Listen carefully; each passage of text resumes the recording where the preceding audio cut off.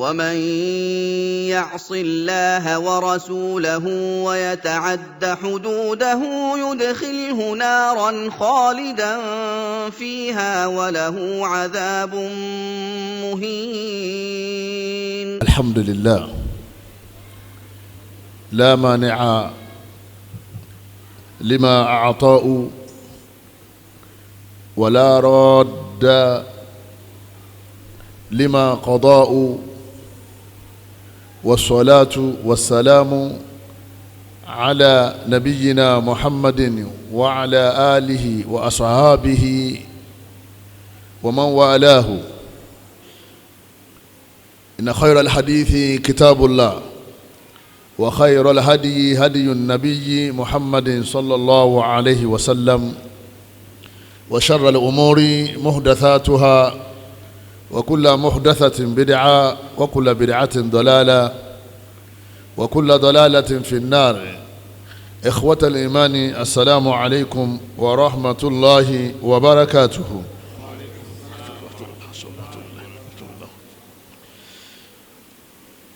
adúpẹ́ fún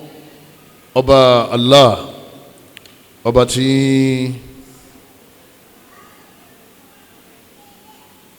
ó ṣe wá ní mùsùlùmí òdodo, tọ́lọ́run tún wá darí wa láti wá tẹ̀síwájú nínú àgbọ́yé ẹ̀sìn wa. ọba tí adúpẹ́ fún yìí, ẹni tó bá ti fún kò sẹ́nìkan tí ó gbà lọ́wọ́ ẹ̀. gbogbo ẹni tí Ọlọ́run bá Allah bá ṣe ti dájọ́ fún ipe aburú kan ṣẹlẹ̀ sí, kò sẹ́nìkan tí yóò di aburú náà lọ́wọ́ tí ò fi ní ṣẹlẹ̀. òun nìkan ní pàṣẹ ní sánmà, àṣẹ rẹ̀ ó wá kárí gbogbo bí tí ẹ̀dá rẹ̀ wà pátá. abẹ́ Ọlọ́run bá pẹ̀lú agbára àtàánú ẹ̀, Ọlọ́run bá Allah kó má jẹ́ àparun o. gbogbo ohun tí ń ba ayé èèyàn jẹ́, tí dayé èèyàn rú, kọ́lọ́wọ́n bá Allah kó má ṣàṣọ ẹni kọ̀ọ̀kan bẹ̀. àtọ́fà oníkéèyàn ọlọ́lẹ̀ fọwọ́ rí wàhálà, kọ́lọ́wọ́n má ṣàṣọ ẹni kọ̀ọ̀kan wà ń bẹ̀. àlìjànú èèyàn, àlìjànú shayatul jinn àti shayatul ins, àwọn àlìjànú èṣù àtàwọn èèyàn tí wọ́n ń bá èṣù múlẹ̀, kọ́lọ̀ mọ́jì kípa àwọn ọkà wa. gbogbo oníṣẹ́ ẹni kọ̀ọ̀kan wa, kọ́lọ̀ mọ́jì àárín lọ síbi tọ́lọ́wọ́n bá aláwọ̀ ti bínú sí wa. ìkẹ́ Ọlọ́run, ọlá Ọlọ́run, àánú Ọlọ́run kó bá òjíṣẹ́ Ọlọ́run Ànábì wa Muhammad, kó bá gbogbo àwọn ará ilé ẹ̀ pátá àti gbogbo àwọn sàhábà rẹ̀ pátá àti gbogbo àwọn tí wọ́n wà lẹ́yìn wọn. kọ́lọ̀ mọ́sáfà wa náà lépa bá wọn. mo kí àwọn ashabul fadila, àwọn àlùfáà àgbààgbà tí wọ́n ń bẹ níkàlẹ̀, àwọn ayyimatul masajid, àwọn imam àtàwọn shababu lọ́kùnrin, àwọn shabati lóbìnrin, àwọn àbá, àwọn bàbá wa àti gbogbo àwọn ummahat àti gbogbo àwọn ìyá wa àti gbogbo àwọn ìyàwó ilé àti gbogbo àwọn tá a jọ máa kẹ́kọ̀ọ́ ipe assalamu alaikum wa rahmatullahi wa barakatuhu. èyí tó dájú ní ọ̀rọ̀ tí ma wáyé fún láti gbọ́ òun náà al-Qur'an Karim,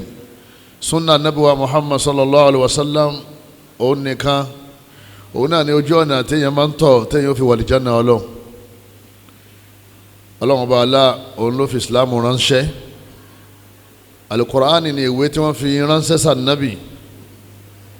Ànábì wa Muhammad sallallahu alaihi wasallam òun ni wọ́n rán sí wa. mẹ́tẹ̀ẹ̀ta yẹn èyàn gbọ́dọ̀ mójútó: Allah, Qur'an, Muhammad. ẹnìkan ò ní ga láyé àfi kó jẹ́ pé ọgbà àwọn mẹ́tẹ̀ẹ̀ta gbọ́, ọgbà Ọlọ́run gbọ́, ọgbà Qur'an gbọ́, ó sì gba Ànábì gbọ́. ẹnìkan ò sì ní jábọ́lẹ̀, ẹnìkan ò ní sórí ibú láyé yìí àfi kó kẹ̀yìn sáwọn mẹ́tẹ̀ẹ̀ta, àfi kó kẹ̀yìn sí kan nínú mẹ́tẹ̀ẹ̀ta. tọ́ba ti kẹ̀yìn sọ́kan nínú mẹ́tẹ̀ẹ̀ta, méjèèjì yòókù òwúlò mọ́.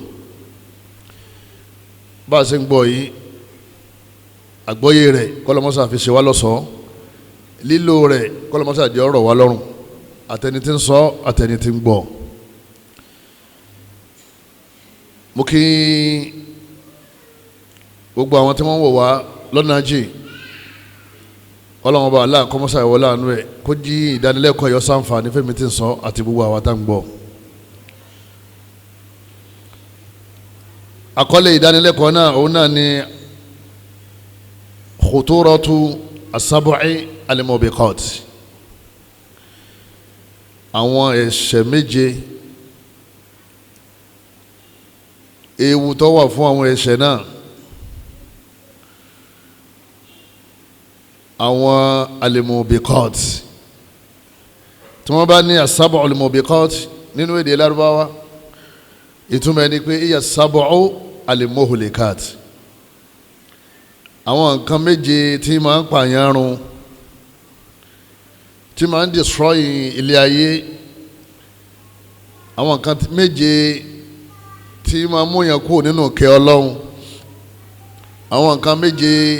tí máa ń ṣokùnfà wàhálà, àwọn nǹkan méje tí máa ń ṣokùnfà fìtínà nínú ayé téèyàn máa báyìí bọ́lá wọn bá ṣàánú yàn ilẹ̀ yẹn bá kú. As-sab'u al-muhlikat, òróǹro ni tí máa ń ṣe kínní, tí máa ń bẹ̀rẹ̀ jẹ́, tó bá ti kán sínú ẹran fún yàn ẹran yẹn ò wúlò mọ́. tọ́kànnú méje yìí tó bá ti wà nínú láìfù yàn láìfù yàn ò nítumọ̀ mọ́. wàhálà lèyàn máa rán lọ́tún, wàhálà ni wọ́n máa rán lọ́sì. àfìgbà tó bá yọra kó ń bẹ̀ ni yóò tó balance. tuhliku sa'ibaha wa tuqi'uhu waliyadu billahi fi adhabillahi fil akhirah. wọ́n láwọn nǹkan méjèèjì tá a fẹ́ ṣàlàyé yìí ẹ̀ mayami.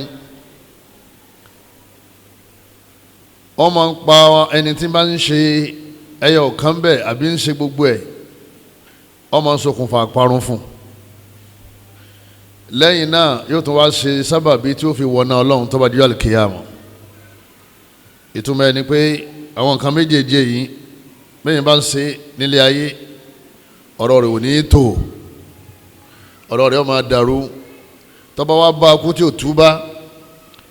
tọ́lọ́wọ́n bá Allah subhanahu wa ta'ala tí ó sì fẹ́rí jìn, èyí ni èyí tó bá dé pé wọ́n máa ń fẹ́rí jìn yàn ń bẹ̀. èyí tí yẹn bá fẹ́rí jìn yàn yóò wọ́n náà gbére ni. èyí tí wọ́n bá máa ń fẹ́rí jìn yàn ń bẹ̀, bọ́lọ́wọ́n bá fẹ́rí jìn ọbọ̀, bọ́lọ́wọ́n bá fẹ́rí jìn yóò wọ́n náà kó tó wà lí janna pẹ̀lú àwọn àyà nínú al-Qur'an al-Karim àti nínú àwọn hadith Ànábì wa Muhammad sallallahu alayhi wa sallam. wọ́n bẹ̀rẹ̀ wọn bá pẹ̀lú agbára rẹ̀ bimannihi wa karamihi wa asma'ihi wa sifatihi wa wadaniyatihi an yahfadhani wa iyyakum min hadhihi as-sab' al-muhlikat. kọ́lọ̀ mọ́sá sọ́mi mọ́sá sọ ẹ̀yìn náà. wa hadhihi al-mubiqat ay al-muhlikat,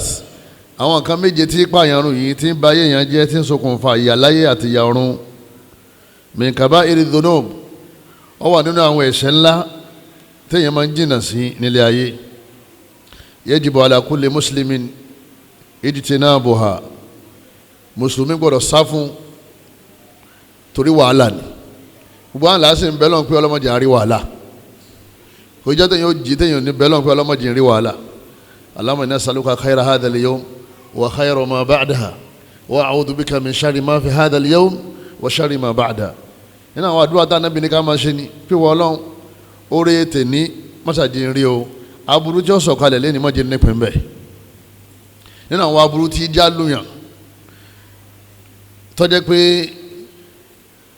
ó burú ju kánsà lọ, ẹ̀fẹ̀ kánsà ó máa jẹ ara díẹ̀díẹ̀ ni, eléyìí tó bá ti já lùyàn báyìí yóò destroy gbogbo ara yẹn. ẹ̀yọ́ mayami, Allah subhanahu wa ta'ala ó sọ fún wa tẹ́lẹ̀ náà pé gbogbo àwọn ẹ̀ṣẹ̀ ńlá ni ká jìnnà sí. àwọn anabi sa méje yìí, anabi sàlàyé fáwọn sahaba li idhamiha, nítorí pé ó tóbi ó sì wá wu àwọn èèyàn láti máa ṣe. àwọn èèyàn wọn a máa sábà ṣe láwùjọ, anabi fi sa méje yẹn. àwọn ẹ̀ṣẹ̀ ńláńlá wọn ju méje lọ. Ọlọ́hun bá Allah subhanahu wa ta'ala, a'udhu billahi minash shaitani rajim. Ọlọ́hun bá ní alladhina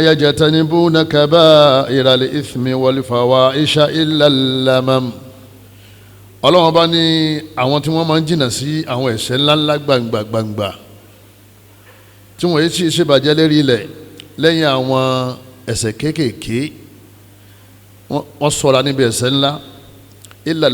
alámọ̀mù ni àwọn ẹ̀ṣẹ̀ kéékèèké àìrìn kiri ọmọ sí kíní kiri ọmọ mi. Ọlọ́run bá ní gbogbo àwọn tí wọ́n bá ń sá fún ẹ̀ṣẹ̀ ńlá inna rabbaka wasi'ul maghfira inna rabbaka Ọlọ́run bá ní Ọlọ́run ọba rẹ̀ wọ Muhammad ròyìn rẹ̀ fún gbogbo àwọn ìjọ rẹ̀ ipe wasi'ul maghfira ẹni tí àforíjì rẹ̀ gbà ààyè ni. Ọlọ́run ní àforíjì lọ́wọ́ tọ́pọ̀ rẹpẹtẹ kò sí ẹ̀ṣẹ̀ bó ṣe kọ́ pọ̀ tó téèyàn bá ní òun tọrọ àforíjì lọ́dọ̀ Ọlọ́run ó foríjì àforíjì Ọlọ́run tún ṣẹ́kù wasi'ul maghfira. Ìtumọ̀ ẹni gbogbo àwọn ẹ̀ṣẹ̀ tá a fẹ́ kà yìí bó ṣe tóbi tó burú tó téèyàn bá ti lóhùn ò ṣe mọ́ téèyàn bá ti lóhùn túbá téèyàn bá ti débẹ̀ mọ́ èyí téèyàn ti ṣe síwájú Ọlọ́run sì foríjì yàn èyí tó ti bàjẹ́ nínú ayé yàn Ọlọ́run sì bá yàn tún ṣe padà èyí tó ti bọ́ Ọlọ́run dá padà èyí tó ti lọ Ọlọ́run fún yàn padà èyí tó ti dàrú Ọlọ́run bá yàn tún tò torí lẹ́yìn gufran rahma lọ́kàn lọ́lọ́run fi máa ròyìn ara rẹ̀ pé gafurur rahim ọba aláforíjì lọ́lọ́run ọba yìí náà lọ́ba oníkẹ́ kọ́lọ́mọ́sá foríjì ẹni kọ̀ọ̀kan wa kọ́lọ́mọ́sá ìkẹ́ wa Suratul Najm ayah 32 lọ́wọ́ bàbá ti ń sọ mọ́jà kan ipe àwọn ẹ̀ṣẹ̀ yìí náà lọ́ọ́ máa ń ṣe àwọn aburú yìí náà lọ́ọ́ máa ń ṣe tọ́ bá ti tú bá kó o ṣe mọ́ Ọlọ́run ti promise pé inna rabbaka wasi'ul maghfira Ọlọ́run ọba rẹ ọba tí àforíjì rẹ̀ pọ̀ ni. Suratul Najm ayah 32 kọ́lọ́mọ́sá fẹ́rẹ́ jẹ́ ní kọ̀ọ̀kan wa wal mubiqatu kathira. ولكن الرسول صلى الله عليه وسلم بين السبع منها في الحديث الصحيح. wọ́n ní àwọn nǹkan tí ó máa ń mú yàn rí parun nínú àwọn ẹ̀ṣẹ̀ tá ń dá láyé tí máa ń dọ̀rọ̀ yàn rú tí èjẹ́ kọ́rọ̀ yàn lójútùú tí máa ń ṣokùnfà wàhálà fún yàn wọ́n lójú méje lọ àmọ́ Nábì sàlàyé méje yìí nínú Sahih rawahu ash-shaykhan èyí tí àfáwà al-Bukhari wa Muslim tí wọ́n gbà wá fún wa. ìtumọ̀ ni pé hadith náà hadithun sahih wọ́n ní anabiwa Muhammad sallallahu alayhi wa sallam qala ijtanibu as-sab'a al-mubiqat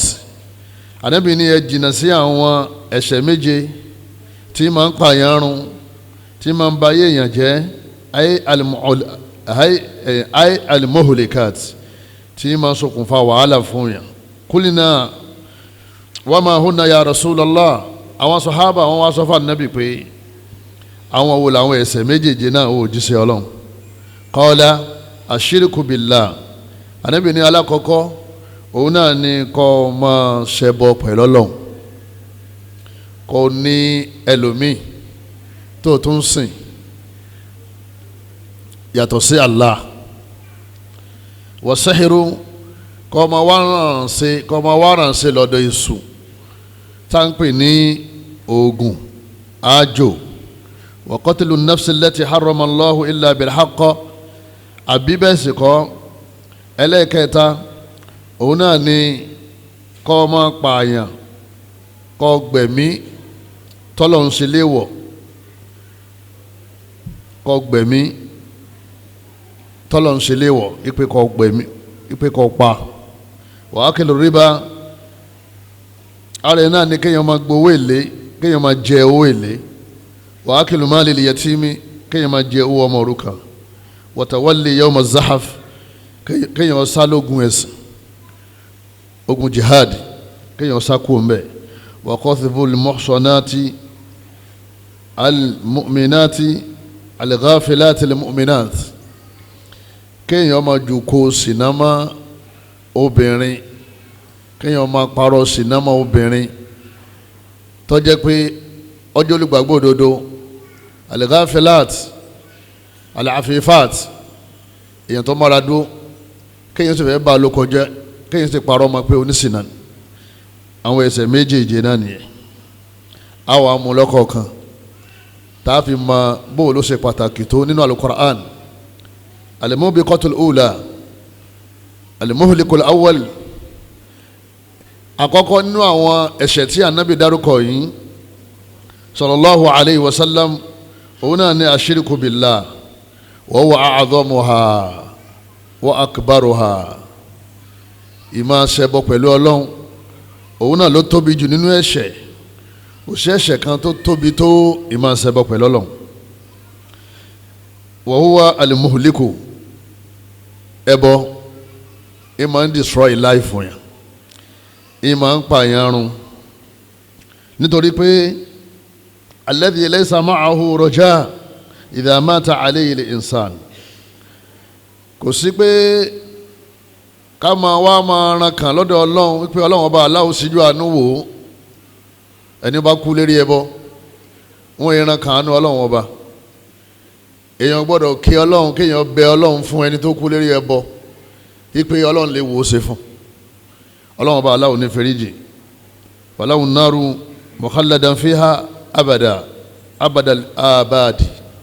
abadal abadi. àwọn àlùfáà wa wọn lọ́lọ́run ti lérí nu Koran pé gbogbo ẹni tó bá bẹ́ bọ́ kú tó ṣẹ bọ́ kú yóò wà nínú náà gbére, kò sì ní jáde mọ́. kò sì sí pé àsìkò báyìí ni wọ́n dá ìyà náà dúró fún gbére. mẹ́rin bá wẹ̀wọ̀n láyé ń bí jama bó ṣe wù kí ọdún náà ó tó wọ́n padà mú kó tí ó bá kó yọ padà kú síbẹ̀. ẹ̀rí nínú náà ọlọ́run ọba fẹ́ lẹ́bọ. ọlọ́run ní thumma la yamutu fiha wala yahya.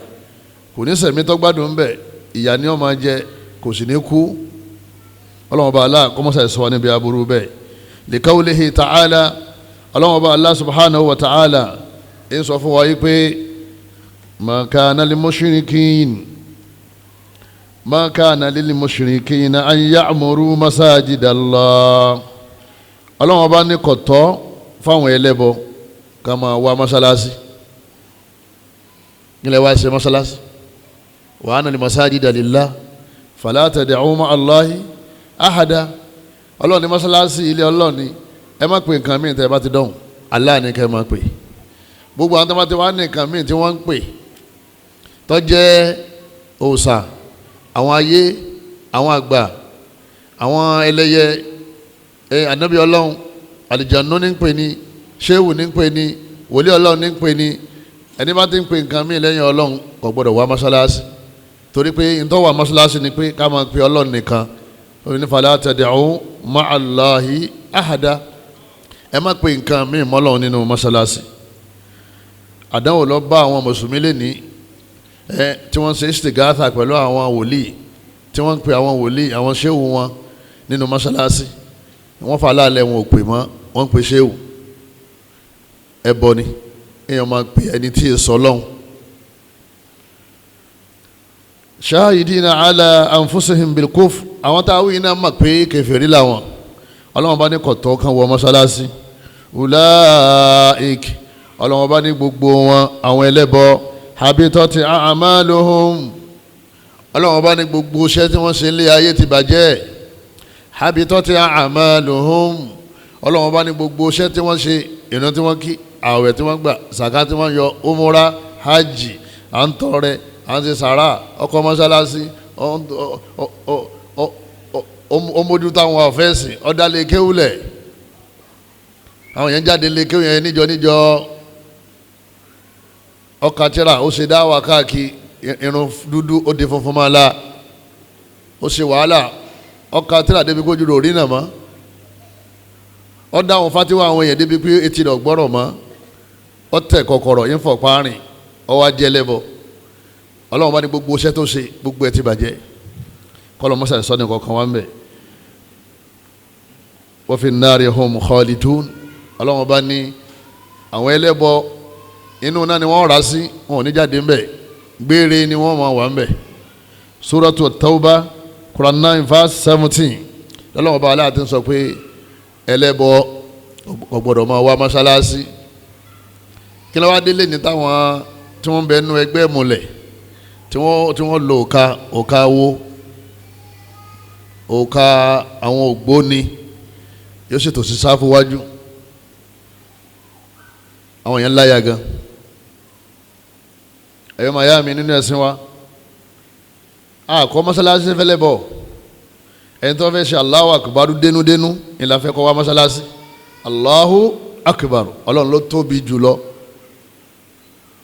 ọlọ́run ọba ló tóbi ju gbogbo nǹkan lọ kò sí nǹkan kan tí ó dàbí ọlọ́run eléyìí ni alákọ̀ọ́kọ́ ní àwọn alimobikot níta gbọ́ yín bẹ̀ ni pé ẹni bá ti rí nínú ṣẹ̀ṣẹ̀ tí wọ́n jọ ń ṣe wọ́n jẹ́ ń ṣẹgbẹ́ awo wọ́n jẹ́ ń ṣẹgbẹ́ ẹ̀múlẹ̀ ẹ bá níbi wọ́n ti ń jọ ń ṣe òòṣà àdábọ̀ àti òòṣà àjọbọ̀ ó ní kinní kan tí ń takò sílérí ó ní kinní kan tí ó ń bẹ̀ tó ń pè tó ń mú lọ́lọ́run ọba bóyá ń tọ̀hún ànábì ọlọ́run ní ń pè lọ́lọ́run ni bí àwọn tí wọ́n ń pè Jésù àbí Ògún ni ẹ̀yọ̀ ni Ọ̀ṣun ni òkúta ni irin ni omi ni iná ni gbogbo táwọn yẹn bá ti mú tí wọ́n ń bẹ̀ tí wọ́n ń pè tí wọ́n ń sásọ̀dọ̀ rẹ̀ tí wọ́n ń pè lọ́lọ́run tí wọ́n gbà pé o lè ṣe ntọ́nà mọ́ ń ṣe torí pé àṣíríkù wà sọ́rífù àfọ̀álìlá li ghayrillah ntọ́nà ọba aláàníkan máa ń dá sí ká gbà pé ẹnìkan tó lè ṣe ni wọ́n ń pè lẹ́bọ̀ ta ni rọ̀jò jama ta ni fún wa lálàáfíà jama ta ni fún wa lóúnjẹ láti ilẹ̀ ta ni fún wa ní gbogbo àwọn ẹran àwọn ẹja tá ń jẹ ta ni darí gbogbo àfíàsí ayé iṣẹ́ Ọlọ́run nìyẹn ta ló kọ kádàrá rẹ ta ni yí kádàrá rẹ ta ni darí ìsẹ̀mí ẹ Allah yìí tí wọ́n ń pè lẹ́bọ ni pé kéèyàn gbà pé ẹnìkan tún wà tó lè ṣe ntọ́lọ́hún ṣe yẹn lẹ́yìn náà wasarfu ibadati minal ibadati ila ghayrillah gbogbo ń tá a bá máa fi ń sin Ọlọ́run ọba Allah káfíńrí kanlẹ̀ ni kárùkù ni kásàdúà ni kápẹ́ran ni kálérí ni pé tó bá ṣe nǹkan báyìí èmi náà ó ṣe nǹkan báyìí fún ọ gbogbo ẹ̀ gbọ́dọ̀ jẹ́ tọ́lọ́run nìkan Ọlọ́run ló máa rùkù fún ló máa fẹ́rí kanlẹ̀ fún Ọlọ́run bàálà ló máa pè Ọlọ́run ló máa pẹran fún ọ̀dọ̀ Ọlọ́run ló ti máa retí oore gbogbo tí ń jẹ́ ìjọsìn ọ gbọ́dọ̀ ṣe é fẹ́ lómi lẹ́yìn Allah tó bá ti ṣe é fẹ́ lómi lẹ́yìn Allah ó ti dẹ̀lẹ́bọ̀ torí tó ń ṣe fún yẹn náà òun ló mú ní igbákejì Ọlọ́run àbí waja'alu lahu sharikan fi asma'ihi wa sifatihi àwọn orúkọ Ọlọ́run bá wà kọ́ ọmọ wa pe ẹlòmíì ní orúkọ tọ́lọ́run jẹ́ àbí kọ́ ọ máa fi ìròyìn Ọlọ́run bá ròyìn ẹ̀kan nínú àwọn ẹ̀dá Ọlọ́run póun náà dàbí Ọlọ́run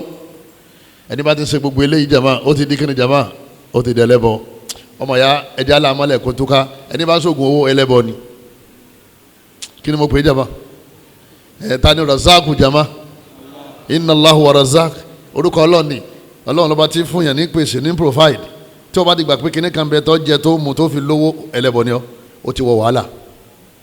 tọ́ ọ bá ṣẹbọ tẹ́lẹ̀ tọ́ ọ bá sóògùn owó tẹ́lẹ̀ oye tọ́lọ̀ ń fún ọ lówó tọ́ wá bẹ̀rẹ̀ sí ṣe owó yẹn padà parí. ọmọ ya bàbá kan bẹ ọmọ ogun olówó ńlá ni yìí sì máa wá mọ́sálásí kọ́dà ogun kọ́ mọ́sálásí nígbà tí ó jáde láyé jama àwọn ọmọ rẹ̀ wọ́n ní wọ́n bá 4 billion nínú àkáǹtì rẹ̀ 4 billion ẹ mọ̀ pé owó ńlá ni 4 billion inú wọn ti ń dùn kálíkù tó ń ya map àwọn nǹkan tó fẹ́ fowó ṣe táwọn bá pín gún lẹ́yìn bí ọ̀sẹ̀ méjì ọ̀sẹ̀ mẹ́ta àwọn First Bank yọjú Zenith yọjú Access yọjú Intercontinental níjọ́ nígbà tí wọ́n ń ṣiṣẹ́ àwọn náà yọjú First Bank yọjú wọ́n ní bàbá jẹ owó nígbà wọ́n sí gbogbo ẹ̀ papọ̀ èló bàbá jẹ 9 billion gbogbo àwọn oògùn tí ń lò nínú tọ́lẹ̀tì rẹ̀ àti gbogbo àwọn ilé agbára tó wà ń bẹ̀ gbogbo ẹ̀ náà kí ló padà ṣe fún jama ó padà destroy rẹ̀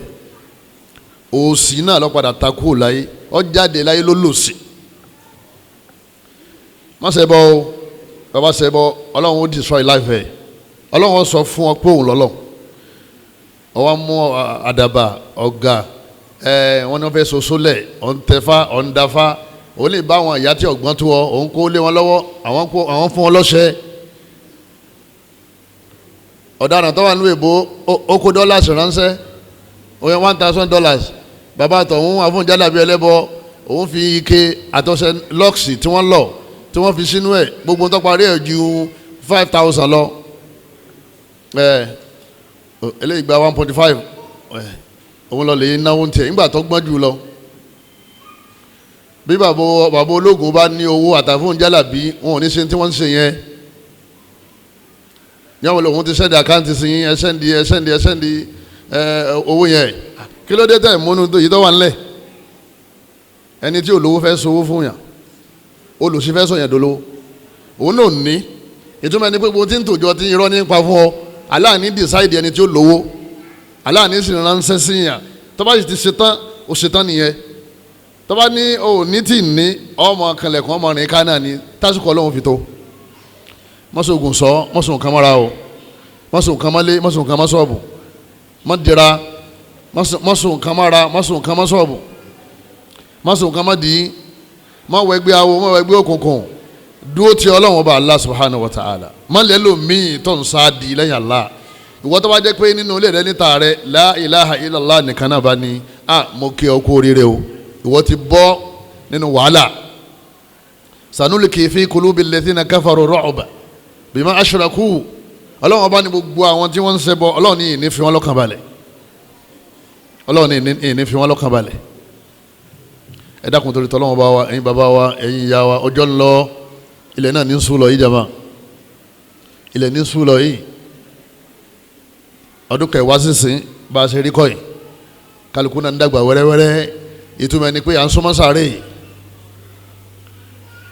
alákọ̀ọ́kọ́ nìyẹn nínú àwọn ìtì máa ń destroy life yàn lẹ́yìn náà yóò tún wá ṣokùnfà ìyà níjọ́ alikiyama ẹlẹ́ẹ̀kejì as-sihr mina shirik as-sihru shirikun as-sihru kufurun anabi tún wá yọ sihru lọ́tọ̀ nítorí pé ọ̀pọ̀lọpọ̀ àwọn èèyàn wọn ò ka sihru kẹbọ anabi tún wá dá ayọ̀ yìí pé number 2 yẹn náà ara number 1 ni o àmọ́ intibah káwọn èèyàn lè focus kí wọ́n lè jí kí wọ́n lè yájú kí wọ́n lè gbàgbọ́ yé anabi ní asiru number 2 siru ni pé ká máa wá ìrànlọ́wọ́ pẹ̀lú àlìjànú ká máa wá ìrànlọ́wọ́ pẹ̀lú kíni jama pẹ̀lú àlìjànú pé kálìjànú ràn wá lọ́wọ́ alákọ̀ọ́tọ̀ ilà hawa ìjì láti bí abùkátà wa bóyá owó là ń fẹ́ ni ìsọ́ là ń wá ni àbá fẹ́ fara ni àwọn èèyàn ó fẹ́ yà ní wèrè ó fẹ́ kóbá ó fẹ́ sàsí ó fẹ́ ràn nǹkan sí ìdáǹpẹ̀ ní sírù nìyẹn jama afèrò awérò apèrò olúgbòhùn àkàbà oníkọ́kọ́rọ́ káti ohun yàn tí wọ́n bá ti pè tí wọ́n pè tán sírù inú kan máa dì báyìí akid àbí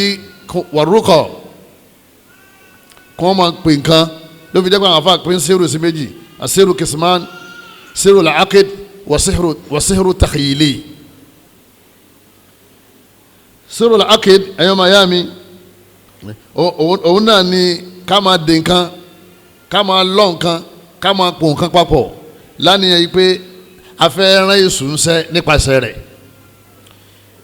àlìjánu àwọn ọmọ ṣayatin táwọn fẹ́ sọ yín di kèfèrí wọ́n fẹ́ sọ yín dẹlẹ́bọ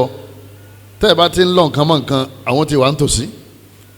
ní tẹ́ ẹ bá ti sọ síbẹ̀ àwọn náà rú wọn lọ lè ṣe àlìjánu ni wọ́n ń bẹ̀ níṣẹ́ nídìí ogun àlìjánu ni wọ́n ń wàràn lọ́wọ́ pẹ̀lú ẹ̀ nídìí ogun Allah subhanahu wa ta'ala oúnjẹ oyè wa nínú al-Qur'ani Karim mi pé wa min sharri nafathati fil uqad èrè ànábì má dákẹ́ o máa ka falak wa min sharri nafathati fil uqad máa sọ pé ìwọ Ọlọ́run ṣọ́ mi là mí níbi aburú àwọn obìnrin tí wọ́n máa ń fẹ́ atẹ́gùn sí nǹkan tí wọ́n bá dè nǹkan tí wọ́n dè àbí tí wọ́n dì sẹ́yìrù wọ́n máa ń dì í ni tó bá jẹ́ sẹ́yìrù la akid wọ́n á dẹ̀ pọ̀fọ̀ sí i tí wọ́n bá fẹ́ kó ṣẹlẹ̀ sẹ́ni tí wọ́n torí ẹ̀ ṣe àlìjánu wọn máa jáde yọ́lọ́ lè ṣe nǹkan náà wọ́n fẹ́ kójú ẹ̀ fọ́ àlùjànnú jáde yọ́ lè fọ́ lójú, wọ́n fẹ́ kétí rẹ̀ ó di àlùjànnú lọ́bẹ̀ yọ́ lọ lè ṣe kínní yọ́ lè di létí, wọ́n fẹ́ kó sáyìn ìwé tí wọ́n bá ti parí iṣẹ́ àlùjànnú jáde yọ́ lè bá MD yọ́ sáyìn chẹ́ẹ̀kì yẹn warawara, tí wọ́n bá fẹ́ kí abẹ́rẹ́ ọmọ lè mọ́ àlùjànnú jáde yọ́ lọ́bẹ̀ yóò lè di abẹ́rẹ́ mú kò ní lè tọ́ba sì ti kú lọ́dọ̀ ìyàwó rẹ̀ yóò tó máa lè padà. Sèrò rọ́pùt àjànà jáde yọ́lọ́ lè kó sí orí ẹni tí wọ́n fẹ́ lé kúrò lọ́fíìsì, tọ́ba ti kó sí i la yóò bẹ̀rẹ̀ sí máa rẹ́rìn yóò máa misbehave, wọ́n bá gbé lọlé wọ́n lọ ya wèrè kò tó padà sí ìràgà yẹn mọ́ illa yasha Allah àbí tọ́lọ́ bá fẹ́.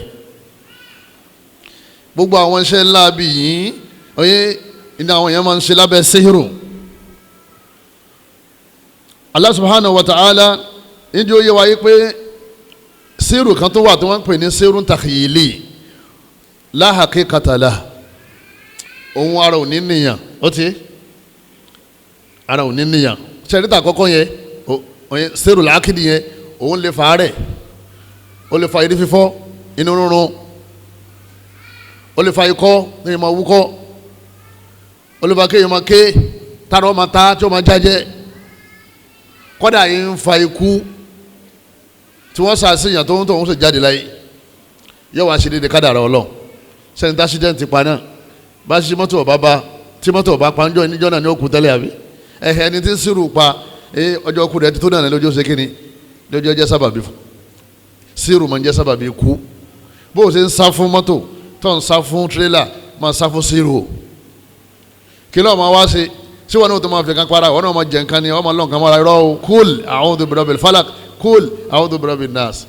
wa min sharri nafathati fil uqad min sharri nafathati fil uqad.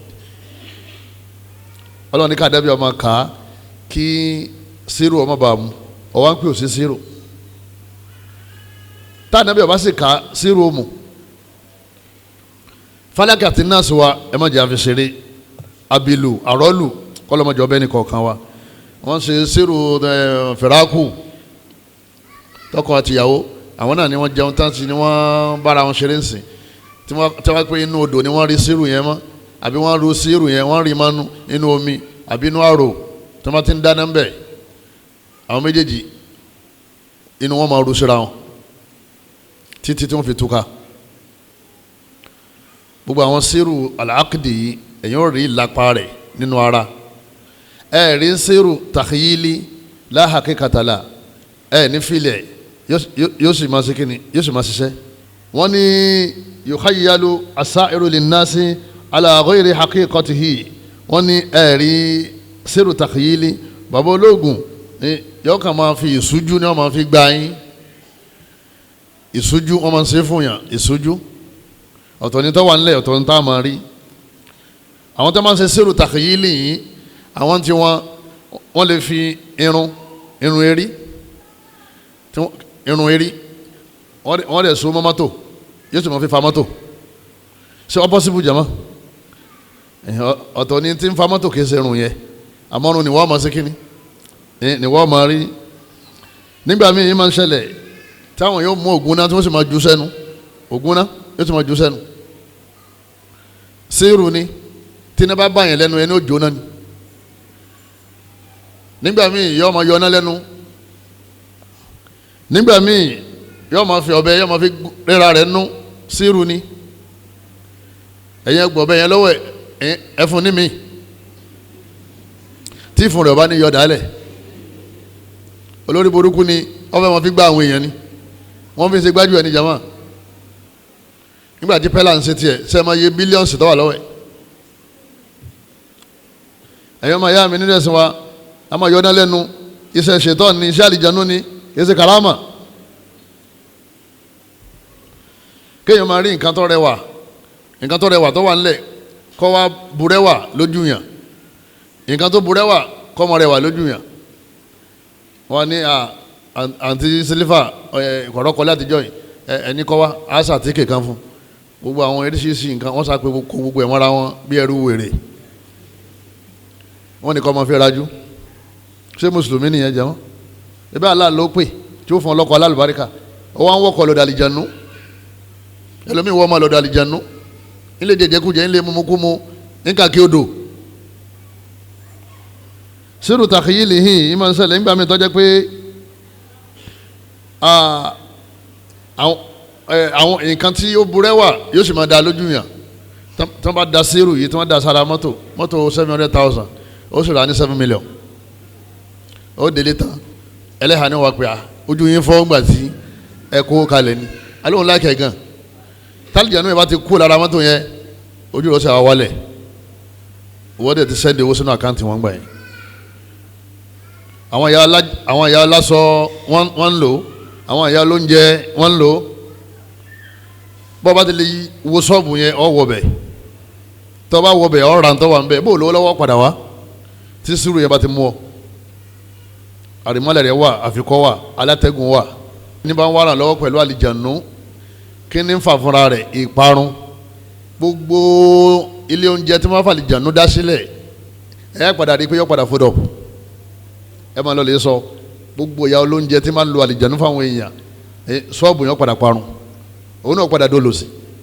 torí pé àṣehùn muhlikun mubiqatun minal mubiqat síhìrù èyí ò ní máa ṣe kéèyàn succeed ẹ lè wo gbogbo àwọn tí wọ́n ń fi oògùn tí wọ́n fi ń dá kọ́ńpìnì lẹ̀ màálù lórí síbẹ̀ ni o adìẹ lórí ni o òrúkọ lórí síbẹ̀ ni o gbogbo wọn pátá ẹlòmíràn ẹlẹ́dẹ̀ gbogbo wọn tá a wí tó wá padà yá kọ́ńpìnì wọn padà fọdọ̀ tó bá jẹ́ ilé kéwòn wọn padà tú tó bá jẹ́ skul yẹn padà tú kótó tú gan lọ́wọ́ tó kọ́ yọ àlùbáríkà kó mbẹ́ gbogbo àwọn tí wọ́n máa lọ bẹ̀ wọ́n máa da yẹ́rù gbogbo ilé kéwòn tó wọ́n fi sírù dálẹ̀ àwọn ọmọ wọn ò ní ṣàǹfààní fáwùjọ torí èṣù ló gbé wọn dìde ẹ̀yọ́ màyá mi ẹ má bá wọn ṣáájò àájò ẹ máa ń pa àyàrún ni o kọ́lọ́mọba aláàkọ́mọ́sà sọ ní kọ̀ọ̀kan wa iyyaka na'budu lọ́wọ́ nù alukur'an ẹ̀sìn Allah nìkan wa iyyaka nasta'in tẹ́ bá sì nídìí kankan ẹ wá ràn lọ́wọ́ lọ́dọ̀ Allah anabi sọ fún abúlé ibn Abbas ó ní idha sa'alta tọ́ bá béèrè fas'alillah béèrè lọ́wọ́ Allah nìkan bẹ lọ́wọ́ lọ́wọ́ wa idha sa'alta fasta'anta tọ́ bá sì wá ràn lọ́wọ́ fasta'in billah wá ràn lọ́wọ́ pẹ̀lú Allah má wá ràn lọ́wọ́ pẹ̀lú ṣètọ́n yìí sọ̀rọ̀ rẹ̀ náà inna shaytana lakum adu ọlọ́run bá ní èṣù ọlọ́run lọ́ta yín ni wọ́n fattakhidhu aduwa ẹ mú lọ́ta bó ló ṣe wàá máa wá ìrànlọ́wọ́ lọ́dọ̀ ọ̀tá ọ̀fẹ́ succeed ọ̀wá lè bọ́ta rẹ̀ pé kọ́run ọlọ́wọ́ kó fi succeed ọ̀fọwọ́ protected kó o níbi aburú ọ̀wá ló lè bá ọ̀tá rẹ̀ pé kó protect rẹ̀ kí ni kí ló fẹ́ ṣe fún tẹ́lẹ̀ jama gbogbo Islam yìí tà ń ṣe bọ̀ látàná àwọn àyà Quran tó kílẹ̀ àyè ó jẹ́ àmọ̀ pé kò sọ̀rọ̀ ńbẹ̀ Allah subhanahu wa ta'ala oúnjẹ yẹ wà nínú al-Qur'ani pé yukhayyalu ilayhi min si'rihim annaha tas'a àwọn ológun Fir'aun nígbà wọn fẹ́ pàdé Musa wọn làwọn fẹ́ hàn Musa lè mà àwọn fẹ́ sọ fún Musa pé kan bẹ Musa ni Ọlọ́run bá jù yín lọ Fir'aun náà ni ebi wọ́n lọ́lọ́run àwọn tọ̀hún náà sì ní táwọn náà ní jájọ pàdé Ọlọ́run sọ fún Musa pé lọ lè pàdé wọn ìwọ ló borí ẹni bá ní agbára tọlọ́hun tí ń tọ́gbára lọ́lọ́hun tí ń ṣàdúrà òní máa ń borí olóògùn mọ̀gìlúbù lòun wọ́n padà borí ẹ̀ kò sí irú ìran oògùn tó lè ṣe tọ́ọ̀ bá ń sáfọ́ta tọ́ta ò padà ní rẹ́yìn rẹ̀ gbogbo àwọn tẹ́ máa ń ṣe òkígbẹ́ wọ́n máa padà fi ìbọn pa wọn ni gbogbo àwọn ọmọ àta àwọn ọmọ gáréèjì tí wọ́n máa ń lọlé aláwo tẹ́ máa fi 500 million 500,000 tẹ́ máa fi ń sóògùn wọ́n máa padà pa wọn náà ẹ̀yọ́ màyá mi ọlọ́ọ̀bá ní yukhayyalu ilayhi Musa àti àwọn ológun Faraon wọ́n wá pàdé wọ́n wá ní Musa síwọ́ lọ́kọ̀ọ́kọ́ dára Musa ní ẹ̀yin ní kẹ́ ju ní tẹ́ bá fẹ́ jù lẹ̀ ní tẹ́ bá fẹ́ ṣe làwọn ológun Faraon bá ju ọ̀pá sílẹ̀ àti okùn ọ̀pá àti okùn lọ́wọ́ ẹ máa bí okùn màálù tí wọ́n fi fa màálù yẹn ìní wọ́n jù lẹ̀ wọ́n sì ju ọ̀pá sílẹ̀ méjèèjì lójú àwọn èèyàn àti Musa ọlọ́run yukhayyalu ilayhi ní wọ́n ń dàrú ìṣújú wọ́n da ìṣújú sójú ànábì Musa ànábì ọlọ́run yukhayyalu ilayhi ay ila Musa ọlọ́run ọba ní ọwọ́ ń dàrú mọ́ lójú min sihri látara síhìrù tí wọ́n ṣe látara oògùn tí wọ́n ṣe annaha tas'a ọwọ́ dà yẹ gbà tí ń rìn bí ejò ń wá rìn bí ejò ò sì rìn kò séjò ńlẹ̀ẹ́lẹ̀ ọ̀tọ̀ ni tó wà ńlẹ̀ ọ̀tọ̀ ni tí wọ́n ń ṣe kíni ọ̀tọ̀ ni tí wọ́n ń rí ẹ̀rù bà Musa o torí ejò lòun rí ejò sì kọ́ okùn ní ńlọ àwọn àlìjánu ni wọ́n mi okùn báyìí àwọn àlìjánu wọn ìṣújú ọ̀pá tó lọ súrèètì oye ìṣújú wa bò wọ́n lójú àti Fáráò àti ànábì Musa àti gbogbo àwọn tó wà ń bẹ̀ ọ̀pá wa ń lọ bí ejò ọlọ́run bá ní tí wọ́n ṣe yẹn falama alqaw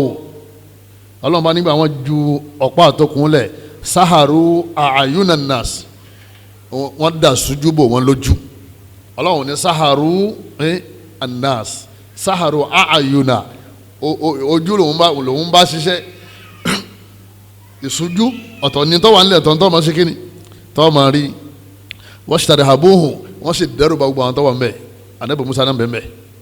ọlọ́run ní wọ́n ṣe tàdé àbóhùn irhab arahaba ọlọ́run ní wọ́n sì dẹ́rù bá wọn alukuri ejò àwọn tó sọ ọ̀pá dejò tí wọ́n sọkùn dejò yìí kò sí tí wọ́n lè fi yàn ṣe o ìtumọ̀ ẹni yẹn tẹ́rù fi bà wọ́n nìyẹn waja'u bi sa'irin azim ọlọ́run bá ní idán ńlá ni wọ́n gbé wájọ́ náà irú idán yẹn ni wọ́n pè ní sẹ́rù takhayili lọ́lọ́run fi ní yukhayyalu ilayhi min khayyala yukhayyilu takhayyil méjì lọ́wọ́ náà al-Qur'an èyí tí wọ́n máa ń dì inú sura wo nìyẹn wà èyí tí wọ́n máa ń dì tí wọ́n máa ń pọ̀fọ̀ síbẹ̀ tí wọ́n máa ń fohùn síbẹ̀ tí wọ́n máa ń fi rẹ́sùn sẹ́sìn yàn sura wo nìyẹn wà Suratul Falaq wọ́n ní òṣogun Maka òṣogun Madina ó ní ọ̀dọ̀ tí wọ́n ń bí ìyàwó òṣogun afọ́ ọ̀daràn ó kéwú tán yín sì ṣẹ̀ṣẹ̀ ń pè lógun ó ní ọlọ́run fáwọn ní Kaaba lọ́dọ̀ wọn ó fún wọn lánàbì àtàrí lọ́lọ́run fáwọn táwọn lọ́ fáwọn àwọn bàbá táwọn ń bí àtàrí ó ní ọlọ́run fáwọn alájò balẹ̀ àtàtàrí ó fún àwọn ará Mákà ní ànábì àti Kaaba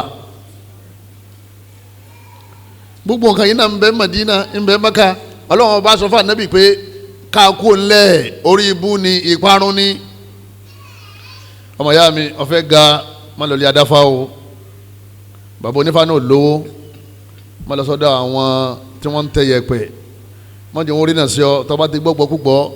ó rèrè òkèrò lẹ́yìn náà ọ wà á máa ṣèṣekúṣe àṣehìrò òun náà ní nọ́mbà 2 kọ́lọ́mọ́sà sọ ní kọ̀ọ̀kan wá ń bẹ̀ ọlọ́run bá aláwa ṣépèlé gbogbo àwọn ológun tẹ́ẹ̀fì mọ̀ pé ogun máa ń destroy ọlọ́run bá ní wala yuflihu as-sahiru haythu ata ọlọ́run ní gbogbo ibi tí ológun bá wà èrè tó wà níbẹ̀ kò ní jẹ́ bọ́ wà ní Nàìjíríà kò ní jèrè bọ́ wà ní èbó kò ní jèrè bọ́ wà ní Lárúbáwá kò ní jèrè gbogbo kọ́mpìnì tó bá dé gbogbo ibi tó bá ti wà nù lọ kò ní ra nù lọ ẹni tí ń wà nù lọ́wọ́ pẹ̀lú ṣẹ̀tàn tó fi àlàálẹ̀ ọba tó dé pé tabarakallazi biyadihil mulku wa huwa ala kulli shay'in qadir ọlọ́run bá ní gbogbo látẹ̀wá ọ wà lọ́wọ́ òun kò wá sí tóun ò lè ṣe kí ló wá dé tó wá gbọ́dọ̀ rẹ kó wájú ọlọ́run tó wá lọ lè gbé sọ́dọ̀ èṣù ń wá owó tí ó ná ọ wá lọ lè bá ẹlẹ́dẹ̀ pé kẹlẹ́dẹ̀ ó provide owó ṣé ọmọ nàbí Ádámù ọ̀dájẹ́ ẹlẹ́dẹ̀ lọ ẹ̀yìn kò fẹ́ kípa ayọ́ káwọn sẹ́ ọ wá lọ lè mú pẹ́pẹ́yẹ òun náà ló sì mú pẹ́pẹ́yẹ yẹn lọ́la amálẹ̀ ló du lọ́rùn àbójú sínú ná ó jó ọ̀nà wọ̀n nínú agbada ọ wá lọ tán efi mú kọ àbí fi ńlá oyin ó ní yọ sọ̀hún níbi yìí aburú òun náà rí rẹ̀ sọ ló fi dénú agbada náà rímọ̀ darí kan bẹ́ẹ̀ bá ti síngbẹ́rẹ́ yẹn tán gbogbo ẹni tí máa ń sàṣeyàn yọ máa kú ni ẹni bá kọlu yàn ọkọ ẹyin tó fèrè sọ àpáta ni àní nǹkan tó ní yọ sọ òun náà ríra rẹ̀ sọ ẹnìkan ò ní máa sọ̀gùn àfi kèfèrí aláàní mo sì dúró dè wọn nínú àyà mi wọn ni wala yuflihu as-sahirun ọlọ́ni gbogbo àwọn ológun pátá ọlọ́wọ́n bá ní wọn ò ní succeed wọ́n padà parun ni ọlọ́mọṣà sọ wá ń bẹ́ o ọlọ́wọ́n bá ní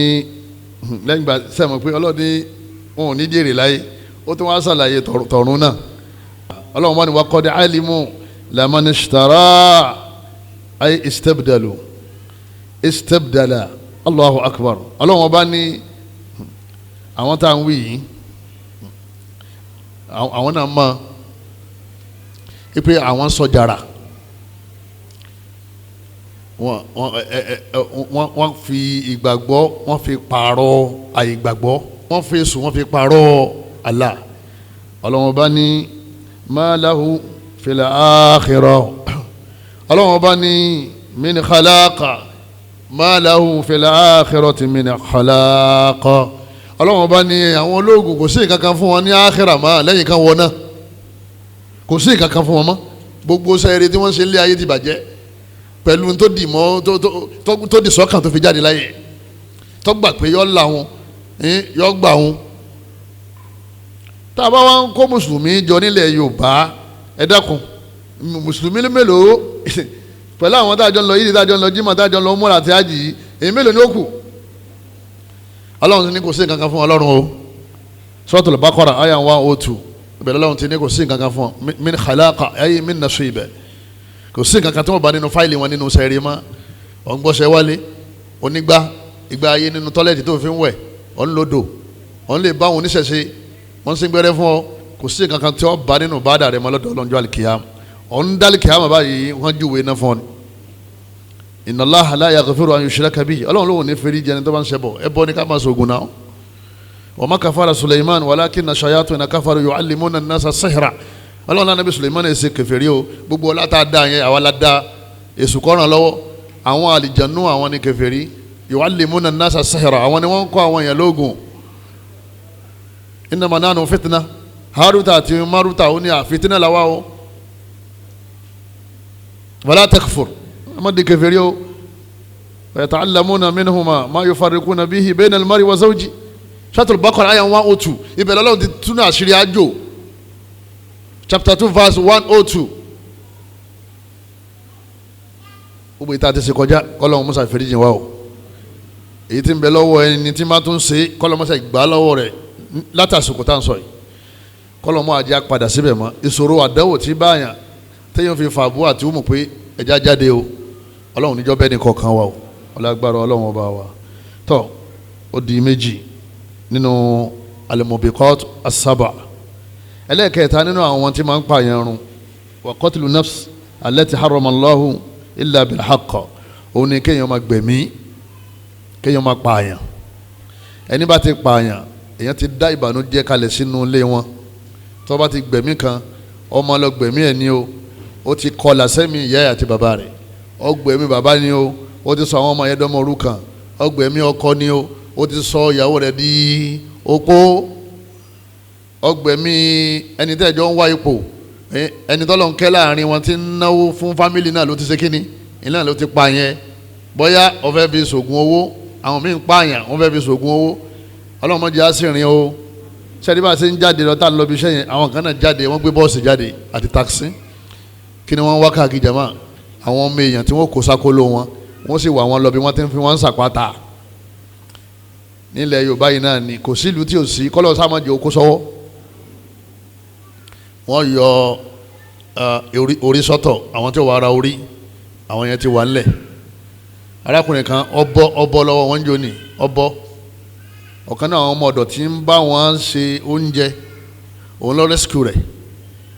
Ọlọ́run kan fìfẹ́ arákùnrin sí inú ẹ̀mí ọmọ ọ̀dọ̀ yẹn. wọ́n sọ fún un pé wọ́n pa ọ́ láìpẹ́ yìí, bẹ́ẹ̀ bá ti wọ bí yóò kú ni, àbí tọ́lọ́wọ́n bá fẹ́. níbo sì di àárọ̀ ọjọ́ kìí lóòótọ́, àwọn tí wọ́n jọ kó sínú yàrá wọn mú wọn jáde lọ́kọ̀ọ̀kan. sójú ẹ̀ báyìí náà ni wọ́n fi ń gbégbá lé wọn lérí, wọ́n sì bẹ́ wọn lérí, wọ́n bẹ́ lẹ́ẹ̀kan náà. ẹ̀jẹ̀ yẹn wọ́n da sínú gbá yẹn, wọ́n pọ̀sẹ̀ mọ́, wọ́n lọ lè ju yòókù nù.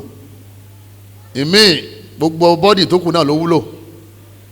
lọ́dọ̀ wọn. wọ́n yọ abẹ́ sọ́tọ̀, ọyàn sọ́tọ̀, wọ́n yọ ọkàn sọ́tọ̀, ẹran bá sí ọ̀tọ̀, ẹsẹ̀, ìka, èékánná, gbogbo ẹ̀ wọ́n ń tà. kọ́lọ́mọjà ṣe àgbákò. tó bá ti fẹ́ jáde nínú ilé, ìwọ àtìyàwó àtàwọn ọmọ ẹ̀ dákun mo tún bí ọ ní o, ẹ bẹ́ẹ̀gì o. má gbàgbé láti ní bismillah tawakalitu ala Allah wala hawla wala quwwata illa billah. wallah Ọlọ́run mo fi búra yẹn, Ànábì ló sọ bẹ́ẹ̀. ọlọ́ọ̀rì ọbọ̀ọ̀rì nǹkan mẹ́ta náà ni bismillah tawakalitu ala Allah, nọ́mbà 3 nǹkan jẹ́ wala hawla wala quwwata illa billah. wọ́n ní kọ́dà àwọn àlìjànú bú tí wọ́n ń bẹ láàrin ìlú wọn máa sá fún ọ tó fi lọ tó fi bọ̀ ojú bẹ́ẹ̀ lọ kọ́lá ń sùn kan mọ́ra ń sùn kan mọ́ dì í mùsùlùmí ni wọ́n náà gbogbo àwọn nǹkan kí nǹkan àwọn ní kèfèrí àwọn ni wọ́n ṣe lọ́dọ̀ wọn àdúrà làwa ń ṣe ń bí ìtọ́dà wa àti wọn papọ̀ òun ni ewé àtegbò tó mú àrùn lọ pẹ̀lú àṣẹ Ọlọ́run ìtọ́dà wa pọ̀ nìyẹn tá a bá rí egbò àtewé tó ṣògùn àrùn nínú ara yóò sì kanra wọn ni o yóò ṣe kí ni jama yóò kanra wọn.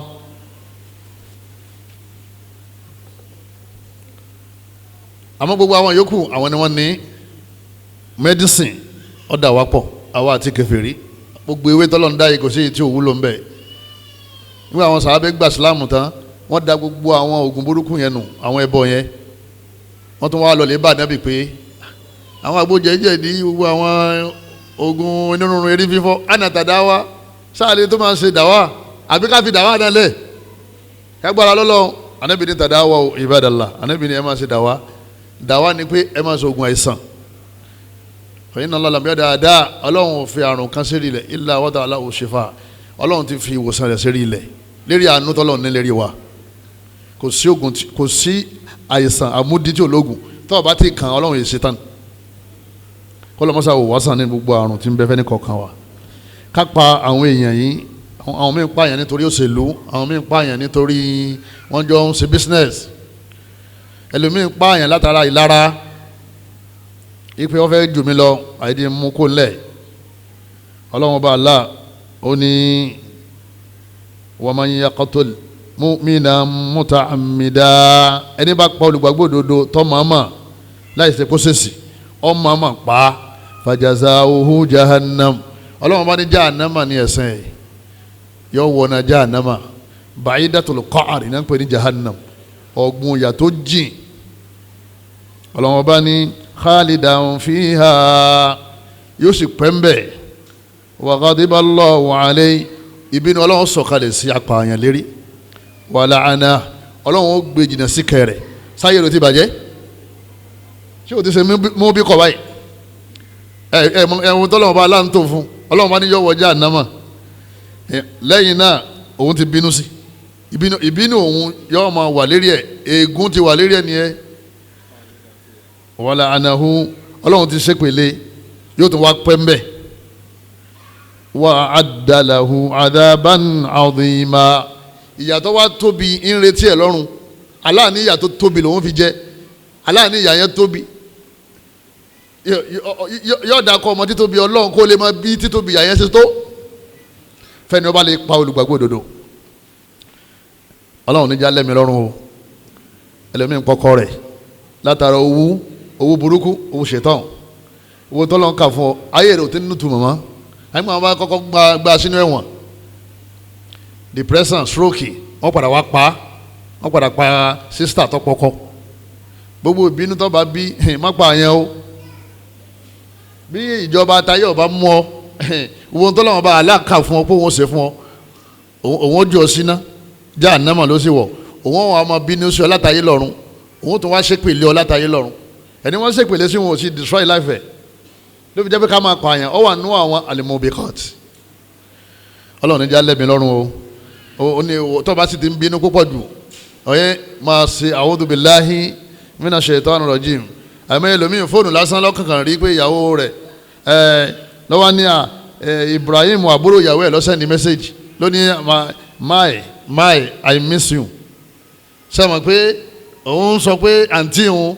níbi ìgbónára àti àìnílàákàyà ìfarabalẹ̀ òun rò pé àlè ní sékíní àlè ní pé ọyọ̀ bẹ́ sí ogun ìyàwó ẹ̀ ẹ̀yọ́ Miami tó bá ti pààyàn ilé ayé ìtẹ̀yàn náà tún lójú tó mọ́ ẹ lé gbogbo àwọn ayá kìlàsì náà wà láyé wọn èyí sẹ̀mí tó gbádùn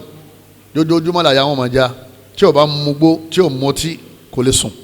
tó bá tún jí báyìí ó tún bẹ̀rẹ̀ wàhálà torí gbogbo ohun tí ó ṣe ní ọmọ rántí lẹ́yìn náà ẹni bá sì wá balẹ̀ òun lé jẹ́ ilé tiẹ̀ náà ò ní tòrò àwọn ọmọ rẹ̀ ò ní yá dáadáa ẹni tí wọ́n ṣépèlé bọ́lọ́hún kó owó tó gbà níbi tí aya killing tó lóun ṣe yẹn náà owó yẹn ò ní lálùbáríkà bísí tó bá fi ṣe yọ fọ́ọ̀lù kò lè rere ń bẹ ẹ̀mí tóbi lọ́dọ̀ Ọlọ́run. Suratu An-Nisa aya 93 lọ́wọ́ ẹlòmíì máa wò pé ebi mùmínà lọ́lọ́run sọ ebi mùmíní bàbá pẹ́ ní tẹ̀sẹ̀ mùmíní kò sí wàhálà wà. Ànábì ní man qatala nafsan mu'ahada ẹni bá lọ lè pa ẹni tí èsè mùsùlùmí tẹ́ẹ̀jọ́ ń gbé abẹ́ gbà sílùú yín ẹ̀ládéhùn pé kálukú ọmọ sẹ̀mí rẹ̀ kálukú ọmọ live kálukú ọmọ sẹ̀mí kálukú ọmọ gbé pẹ̀lú ìfọkànbalẹ̀ ọwọ́ àlọ́ lè mú mọ́lẹ̀ nítorí pé kò kírun ọwọ́ apá kèfèrí yẹn àbá ọ̀pá kìrìsìtẹ́nì yẹn Ànábì ní ẹni bá pa irú ẹ̀ lam yarih ra'ihatal janna kò ní gbóòórùn àlìjánná dépò tí ó wọ̀ tẹ́wọ́lẹ́yìn ní gbóòórùn oúnjẹ níta gbọ́ yìí ni pé kò ní ṣe kíni kò ní jẹ́ ń bẹ̀ kò ní gbóòórùn àlìjánná ìtumọ̀ ẹni pé kò ní súnmọ́ àlìjánná dépò tí ó wọ̀ yọkọ̀lọ́ lè wọ̀ nánà Jahannama tọ́lọ̀ ń sọ nínú àyà yẹn yọkọ̀lọ́ lè wọ̀ tọ́lọ̀ bá wá jẹ́ ní yàdàsókò tó wù Ọlọ́run sọ wá yọ ọ́ kú tí ó bá jẹ́ ẹlẹ́bọ tọ́wọ́ tó wá jẹ́ ẹlẹ́bọ ni àwọn ní àlùwò àwọn lóòka ni àbáwọn tó jẹ́ pé ẹgbẹ́ mọ̀lẹ́ náà ní í ṣe tẹ́lẹ̀ náà kọ̀ wá ní jáde mọ́ pípa àyàn kí òjò jáde mọ́ ẹbọ ni òjò ṣe kíní ni òjò jáde mọ́ Ọlọ́run mọ̀jẹ̀ àṣẹ mistake pààyàn o ọba ṣe mistake pààyàn gan ọmọ iye tó san ó ṣe mistake pààyàn ó san díà owó ńlá ni kọ́lọ́mọba aláàkọ́sọ àánú wa àwọn nínú hadith yẹn Ànábì wa ní illa bil haqq àfẹnitọ́ba lẹ́tọ̀ọ́ sí kápá òun nìkan la lè pa nínú àwọn tó lẹ́tọ̀ọ́ sí kápá òun ni àgbàlagbà tó ti márì lóbìnrin lọ́kùnrin tó ṣe sìná tí wọ́n ka mọ́ bẹ̀ èèyàn mẹ́rin bá ń bẹ̀ lábẹ́ ìjọba ṣẹ̀ríà wọ́n pa yẹn náà ni àmọ́ lẹ́tọ̀ọ́ sí kí wọ́n pa tọ́lọ́lọ́n ló ní kí wọ́n ṣe kíni kí wọ́n pa ẹni tó pààyàn wala kun fil qisas haya Ọlọ́run ẹni bá ti pààyàn Ọlọ́run ni ẹ pa òun náà kí ló dé tá a fi pa torí pé òun náà ṣe kíni òun náà pààyàn ẹni tí ń dáná alladhina yas'awna fil ardi fasada aw yuqattalu Ọlọ́run ní gbogbo àwọn tí wọ́n ń dáná wọ́n ń dá wọn yẹn lọ́nà Ọlọ́run bá ní tẹ́ bá ti mú wọn ẹ pa wọn kí ìlú ó lè lálàáfíà. ẹlẹ́ẹ̀kẹrin nínú àwọn al-mubiqat akilu riba òun náà ní owó èlé jíjẹ ká máa yáyàn ní owó èlé àbí ká máa ṣiṣẹ́ níbi tí wọ́n ti ń yáyàn ní owó èlé àyà ó ní 10,000 ó fi san 12,000 2,000 naira yẹn òun ló lé Ọlọ́run ṣàánú àwa mùsùlùmí púpọ̀ tá a bá tẹ̀lé Quran ní ilé ayé wọ̀ bá dáa jù báyìí lọ a máa gbé Quran sẹ́gbẹ̀ẹ́ àwa ń pa gbọ́n anílàákàì akàwé alétò àwa ń yapa Quran àwa ní problem owó èlé yìí máa ń destroy life ẹni tí ń ya àtẹni tí ń gbà àtẹni tí ń kọ́ àtẹni tí ń jẹ́rìí gbogbo ẹni tó bá ti ní í ṣe pẹ̀lú owó èlé máa destroy life ẹ̀ mohlik ni akilu riba mohlikun mubikatu minal mubikat Ànábì ní sọ̀rọ̀ sallallahu alayhi wa sallam Ànábì ní sọ̀rọ̀ ìwọ́n máa wò pé ilé ayé ti advance ọgbọ́n lè fẹ́ dá tẹ̀fí ní ná credit tẹ̀fí ní gba credit tẹ̀fí ní gbowó èlé ẹ̀ ń bo láti rí owó míì tá a bá gbowó èlé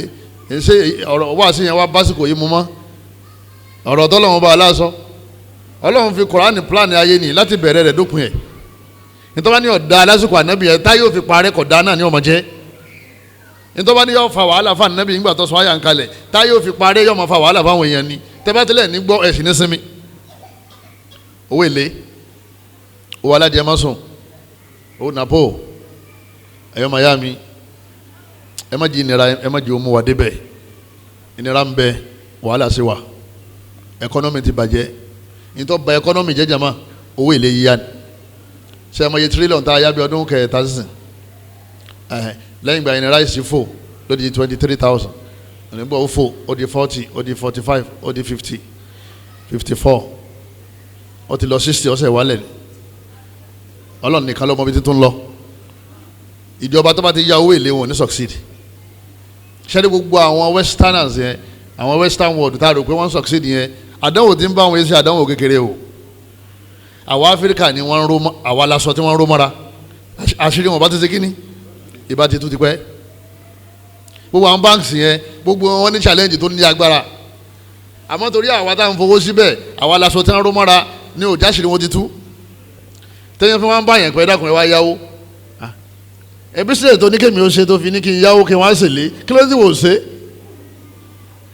wọ́n fẹ́ kẹ́yìn ó ṣe wàhálà káwọn ọmọ ṣe kíni káwọn ọmọ jẹ́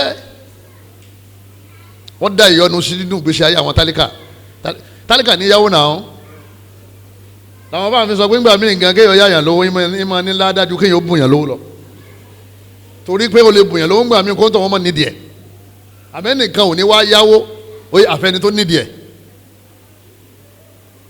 tó bá jẹ́ pé kò sí owó èlé nínú sẹ̀mí wa ni ìlú ọba ti dájú báyìí lọ jàmá bí ìjọba ń ṣe yọ tẹ́ individual ń ṣe yọ tẹ́ anabi ni muhuliku ni muhubikọ ni minali muhubikọ ọlọ́run ní yá ayọ̀ lẹ́dínà àmánu ọlọ́run ní mo pè é yín olùgbàgbọ́ òdodo ìtẹ̀kùláhà ẹ lè bẹ̀rù Allah ẹ wo tọ́lọ́run ti síwájú ọlọ́run ní ẹ bẹ̀rù mi mo tó bẹ̀rù o wadharu ma baqiya mina rìbá bòyí tó bá kù nínú owó rìbá tẹ́ fẹ́ gbà lọ́wọ́ àwọn èèyàn wadharu ẹ má gbà á mọ́ o ti yá àyàn ní 1 million ó fẹ́ gba 1.1 100,000 tó fi lé yẹn ọlọ́wọ́n bá ní má gbà á mọ́ o filẹ̀ o wadharu ma baqiya mina rìbá in kuntum mu'minin tẹ́ bá gbà mí gbọ́ lóòótọ́ tẹ́ bá jẹ́ mu'mini òdodo tẹ́ ń pera yín ẹ má gbowó èlé mọ́ ẹ má gbèlé lọ́wọ́ àwọn èèyàn fàyín lam taf'alu ẹ̀yin olùgbàgbọ́ òdodo tí mo pè yín tẹ́ bá lẹ̀ ní gbọ́ ọlọ́run ò pé kèfèrí o olùgbàgbọ́ òdodo ló pé o aláìgbọ́rọ̀ làwọn àwọn òkúkú bìlífù ọlọ́run tọ́lẹ̀ dípò kura tí a mọ̀ kí wọ́n ti ní kúfúrù ṣíríkù ọwọ́ àánú kan tí máa ń destroy life ayé tí wọ́n ti bàjẹ́ ọ̀rẹ́dì tẹ́lẹ̀ ní tó bàjẹ́ lára wọn ju owó èlé lọ. kèfèrí ń sọ́fà gẹ̀jàmá kò sí fọkànbalẹ̀ fún wọn. ọlọ́run wọn ni yá ayọ̀ lẹ́dínà àmọ̀nù ọlọ́run ni mo pè ẹ̀yin tẹ́ lákìdá ẹ̀yin tẹ́ ti ní tawhid tẹ́ ṣẹbọ mọ́ ẹ̀yin tẹ́ gbàgbọ́ ìtẹ́kùlá ẹ̀ lè lékún payà mi lọ́kàn yín wadharu ma baqiya mina riba èyí tó kùnú àwọn owó èlé tó wà ń ta tẹ́ fẹ́ gbà lọ́wọ́ àwọn èèyàn ẹ má gbà á mọ́ in kuntum mu'minin tẹ́ bá jólù gbàgbọ́ òdodo ọlọ́run wa ni fa in lam taf'alu tẹ́ bá wà lẹ̀ ní gbọ́ ẹ gbà náà ni fa'adhanu biharbin minallahi wa rasuli ẹ máa palẹ̀ mọ́ ogun látọ̀dọ̀ èmi ọlọ́run àtòjíṣẹ́ mi àwa méjèèjì á jà yín lógun ànábì ọ̀wá ṣe láyé máa ń sìn ta ni ọmọ jà ológun sí jama ẹni tó gun jà fún rẹ̀ Allah ló ń jà ológun ẹni tó lọ́ máa ń jà lógun ṣé wọn ò ti destroy ayé ẹ̀ ọlọ́run jà ológun wọ́n kówó èlé ọlọ́fẹ́ fi sí ṣọ́ọ̀bù ọ̀tàn ṣọ́ọ̀bù ó jóná pa wàhálà ó ṣẹlẹ̀ lórí ṣọ́ọ̀bù ọ̀fẹ́ owó èlé ṣe ọ̀fẹ́ fi kọ́lé ó sì fẹ́ gbé bẹ́ẹ̀ àwọn àlejò náà níjó sí mi owó èlé ọlọ́fẹ́ fi ṣe business ó ti sọ́ọ̀tì kó tó bẹ̀rẹ̀ business torí Allah ló ń jagun ẹni tá a lè máa jagun ṣe ìmọ̀ ń succeed ẹni tá a lè máa jagun ṣe ìmọ̀ ń rí profit ó lè ṣòwò kó rí nínú 1 million tó fi ṣòwò ó lè rí 3 million naira inú rẹ̀ máa dùn ọlọ́wọ́ kan ṣẹ́ wàhálà kan sí ara ọ̀kan náà àwọn ọmọ rẹ̀ ní ọba ná 5 million sí yóò tún yáwó Allah ló fi ní ẹbẹ̀rún torí kò síbi tó lè yọ síyàn ẹlẹ́mìíràn ní bóla fẹ́ ṣe ustaz àwa fọ́ọ̀ṣì láti ya náà ní kò sẹ́ni tó yá yẹn lówó mu ní à nígbà tí ò wá sí àbáyọ mu ní sọ ọ̀rọ̀ rẹ jẹ́ kí n ṣàlàyé àpèjúwe tó ń sọ yẹn ẹni tọ́rẹ̀ táàrẹ̀ yìí ti ní ńlá ara ní tí wọ́n wá gbé omi bátìrì fún pé kó mú so lè mú nítorí pé ara ní o ó ní kò lè mú o torí tó bá ti mú omi bátìrì oye ikú ti ń sá fún yẹn yóò fi tètè yá ni bẹ́ẹ̀ náà lẹni tó òṣì ń ta òun tí lè yáwó èlé òṣì ọ̀tá tẹ́lẹ̀ ọ̀sẹ̀ fẹ́ bẹ̀rẹ̀ sí tòṣì nìyẹn torí aláwọ̀ bá jagun nítorí pé wọn ò rí kí wọ́n padà sí kíní kí wọ́n padà rí ẹ̀dá lọ lè wo nínú Al-Qur'an Karim Suratul Baqara aya 278 279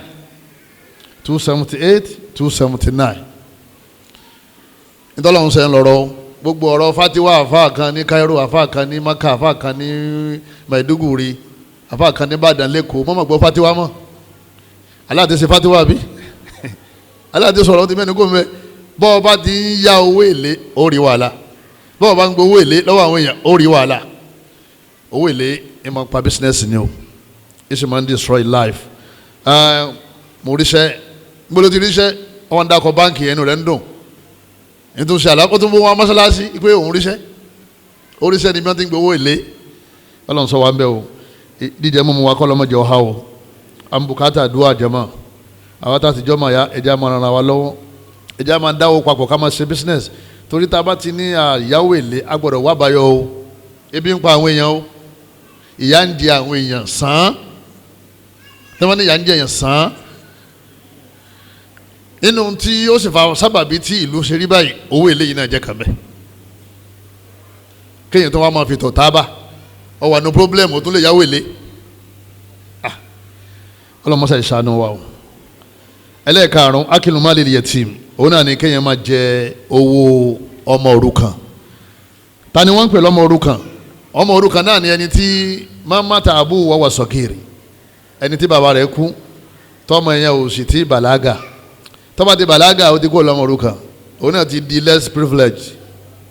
ó ti dára àwọn àtàjọ ń yí mọ́ra wọn, a máa ràn lọ́wọ́ láàrin apá àràn olùsí tálíkà lọ́wọ́ ni kì í sọmọ òrukàn mọ́ o, ó ti lápá ó ti bàlágà kọ́ lọ bí wọ́n ti ń gbé bíríkì kó náà kọ́lọ́ọ̀lẹ́ ṣe kí ni ó ti jáde secondary school kọ́lọ́ọ̀lẹ́ máa ń lọlé táìpù fáwọn èèyàn kọ́ máa ń ṣiṣẹ́ lọ́fíìsì kọ́ máa ń ṣe sales boy. Wọ́n yé pé ẹni ọmọ tó ti bàlágà lọ́mọ òrukàn bàbá rẹ̀ ọba àkú, àwọn ẹlòmíì tó máa fẹ́ dá ọ́fíìsì náà lẹ̀ tó bá ní àkíní tó wà nílẹ̀ yìí àwọn ọmọ òrukàn ni ó ẹ wàá rí arákùnrin kan bàbá 25 brother 26 ìyá 34 wọ́n ní bàbá tàwọn náà ti kú o wípé ọmọ òrukàn làwọn náà, ọmọ òrukàn báwo less privilege ni wọ́ tálíkà tó ní bùkátà níjọ́ sàkábàdé wọ́n bù fún wọn bẹ́ẹ̀ àbí eléyìí ọmọ òrukàn ló ní, ọmọ kékeré tí ò ti bàlágà tí bàbá rẹ̀ ti kú, ìyá rẹ̀ wà láyé ìyá rẹ̀ ò sí láyé o, bàbá là á fi sọmọ ní ọmọ òrukàn, bí ìyá ẹ̀ wà láyé ọmọ òrukàn náà ni, bí ìyá rẹ̀ ò sí ọmọ òrukàn náà ni. Ká máa jẹ owó ọmọ òrukàn, ọ̀nà wo ni wọ́n máa ń gbà jẹ owó ọmọ òrukàn? Òun náà ni kí bàbá rẹ̀ ó kú kó wá jẹ́ pé wọ́n lẹ̀gbọ́n àbí wọ́n làbúrò kó wá máa ná owó wọn. Ọlọ́run máa destroy life ẹ̀, kò sí ní téèyàn lè dà láyé tí ó padà ní yàyàkuyà tọ́lọ́wọ́n padà ní bá wí, tọ́lá àwọn ọmọ yẹn ọ̀lẹ́ ni wọ́n. Ìwọ náà fi wúra rẹ wò kí wọ́n náà ṣe wàhálà káwọn ọmọ rẹ̀ wọ́n máa sọ́fà lẹ́yìn rẹ̀ láì sẹ́pẹ́ òfowó lẹ̀, kánpẹ́ nìkan ló gbowó lọ, lọ́ọ̀yà PA àwọn ìyàwó ọkọ kú tán wọ́n fawó lẹ̀, ẹ̀gbọ́n àbúrò nígbà míì bàbá nígbà míì òun làgbà nínú àwọn ọmọ yóò sì ná gbogbo owó àwọn yòókù ẹ̀. Gbogbo àwọn tí wọ́n gbogbo kéèsì yẹn tí ń sábà máa ń rí gbogbo àwọn tí wọ́n máa ń ná owó yẹn ẹ lè wo gbèsè ayé wọn wọ́n yé balance. Owó ọmọ òrukàn oníkan máa ń kó owó ọmọ òrukàn wá pé ìwọ ní foundation ìwọ ń ṣe charity ẹrù òsì báwọ tọ́ba ti mọ̀ pé ọ̀la màá náà má gbà ó, tọ́ba ti gbowó yẹn ọ̀fẹ́ dá wàhálà alẹ̀ sínú sẹ̀mí rẹ̀, àmọ́ tọ́ba gbà tó ṣe dáadáa tó kówó yẹn fún wọn Ọlọ́run máa tún ayé tiẹ̀ náà ṣe pẹ̀lú àwọn ọmọ rẹ̀ lọ́nà tó fọkàn sí, torí pé wọ́n ní wọ́n fún yàn lálìjánná tẹ́yìn máa tọ́jú ọmọ òrukàn. Yín tẹ́ ẹ ṣe tọ́lọ́run fi fún yín lálìjánná kí lọ́lọ́run lè torí ẹ̀ fún yín nílé ayé tẹ̀ wáyé. Ànábì ní ana wa kafil yatimi fil jannati kahatayn, èmi àtẹni tí ń tọ́jú ọmọ òrukàn àjọ wà lálìjánná báyìí ni, Ànábì wa na ìka rẹ̀ pé àjọ wà báyìí ni.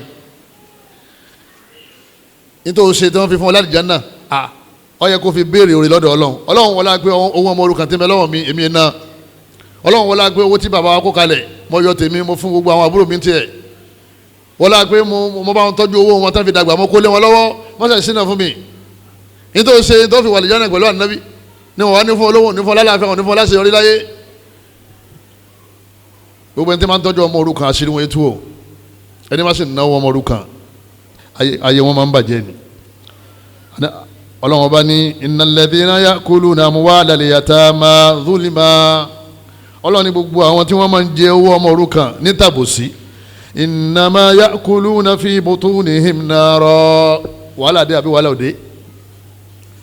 fi butunihim nara. Ọlọ́run ọba ní wọ́n ń jẹ iná síkùn, tẹ́yìn bá mú mi gbóná jàmá tó bá báyàn nínú ọkùn sẹ́yìn wọ́n yóò ní balance, kán wá gbé ògùn náà kán rọ ògùn náà síyàn lẹ́nu kọ́ wá lọ lè sẹ́tù sínú ọkùn yàn sẹ́yìn balance jàmá wọ́n ti destroy ikùn yẹn ti wà destroyed mubika ọlọ́wọ́n bá ní wọ́n ń jẹ náà sínú okùn ní wasayaslawna sa'ira tó bá tún wá padà wá dọ̀run wọ́n wá wọ náà sa'iri èyí tí wọ́n ń jẹ síkùn yẹn kọ́ wọn ò ní sinmi láyé lọ́lọ́run sọ yẹn bí wọ́n bá ti jẹ náà kò lè sinmi tí wọ́n bá gbé nǹkan tó lágbára mi èyàn ní balance yóò máa dákú dájí ni kọ́lọ́mọ bá aláà kọ́mọjà yẹ wọ́n bàjẹ́ o ẹlẹ́mi ò jọ ọmọ orúkàn tán ọlọ́run sì yọ àánú rẹ̀ kú lára ẹ̀ yóò lele kò ní ba yóò ṣe kò ní ṣe yóò ta kò ní ta ìwọ náà wo tó ń jẹ tó o bá ti lámàánà tó o ní ìrọ́jú má gbowó ọmọ orúkàn o nígbà tó yẹn jẹ náà sínú okùn ní o ní balance o kọ́lọ́mọ bá aláà kọ́mọṣẹ́ ìṣàánú wa suratu an-nisa aya ẹlẹ́ẹ̀kẹwàá ló wà ẹlẹ́ẹ̀kẹfà atawalli yawma zahaf kí kéèyàn bẹ́sẹ̀ sẹ́yìn kéèyàn sákò lógun ẹ̀sìn yawma zahaf wọ́n ní jihad dé ajáde gbogbo wa àwọn ọ̀tá ń bọ̀ àwa náà ń lọ ẹ̀mí wọn sì ní táwọn bá ti pa yín àwọn ti pa náà Islam nìyẹn àbáwọn fẹ́ pa yín gangan àwọn fẹ́ pè ẹ̀yin mùsùlùmí àní dákẹ́ á dìde ńlẹ̀ á lè fèsì wọn mùsùlùmí ìtọ́jà àmọ́ tó máa lógun dé àyísọ̀lẹ̀ á dìde ńlẹ̀ gbogbo àti jihad bá dé tá a sì ní olórí tí ó lídìí wa á tẹ̀lé gbogbo aláníyàn yìí pé jihad bá dé á dìde ẹni tí ó bá láníyàn bẹ́ẹ̀ mọ̀náfíkì nínú ẹ̀sìn wa Ànábì wa ní kẹ́nìkan wá kọ́ ságun ológun sẹ́mi bó ti sá kó ológun yẹn ìtumọ̀ ẹ̀ ni pé ẹlòmínà ò tún sá nígbà tí wọ́n ti sá kí ló padà ṣẹlẹ̀ wọ́n padà borí Islam ìgbà tẹ́yìn mélòó sá àwọn tó wà nílẹ̀ ipa àwọn ọ̀ká àwọn ọ̀tá mọ́ àwọn ọ̀tá padà borí wọn wọ́n wà pa náà Islam wọ́n mọ̀ dẹ̀jẹ̀ mùsùlùmí sílẹ̀ kásákò lójú ogun ẹ̀sìn lẹ́yìn gbàtà ti gbá ní apá lọ jihad Ànábì ní mọ́bíkọ̀ ni ẹ̀ṣẹ̀ ńlá ni ó wà nínú àwọn mọ́bíkọ́t ọlọ́run bá ní wa man yuwallihim yawma idhin dubura ẹni tó bá ilé kẹ̀yìn sí àwọn ọ̀tá tí wọ́n ń sá lọ lójú ogun yawma idhin lójú ogun níjọ́ ogun ọlọ́run bá ní ìtọ́lọ́run bá wà láàfẹ́ ṣe fún ọlọ́run wá dìlé rẹ̀ ayé àyẹ̀ nígbà tí ń ká lé ní àjáyé bá ńlá ni ọlọ́run ní gbogbo ẹni tó bá lè kẹ̀yìn sọ́ta tó sá lọ illa mutaharrifan likital ọlọ́run bá ní àfi àwọn tó jẹ́ pé ọ̀sá nítorí kó lè bá padà wá bá wọn bóyá fẹ́ mú nǹkan kan ní àwọn weapon tuntun lágbára ló fi sá aw mutahayyizan ila fi'a àbí ọ̀sá ọlọ́lẹ̀ darapọ̀ mọ́ àwọn èrò tó pọ̀ tí wọ́n ń bọ̀ kán lè bá padà jọ wá papọ̀ ọlọ́run bá ní eléyìí nìkan ló bọ́ àmọ́ ṣágun láì ṣe pé ìkíní kejì ṣẹlẹ̀ ọlọ́run bá ní faqad ba'a bighadabin minallah ìbínú ọlọ́run ti sọ̀kalẹ̀ lélẹ́rí ẹni bá lè sálógun wa ma'wahu jahannam ọlọ́run bá ní bó ṣe sáyẹn tó bá ti kú iná jahannama ní bọ̀ wa bi'sal masir ibi tí ó padà sí yẹn burú fún Suratul Anfal aya 16 wa yuwallihim yawma idhin dubura faqad ba'a bighadab níta là ń sọ nìyẹn kọ́lọ́mọ bàálà kọ́mọ́sá sọ wá ń bẹ̀ nígbà tí yáàjì bá dé àtẹ̀mí àti ẹ̀ kọ́lọ́mọ jà sá o torí tó bá ti jáde láyé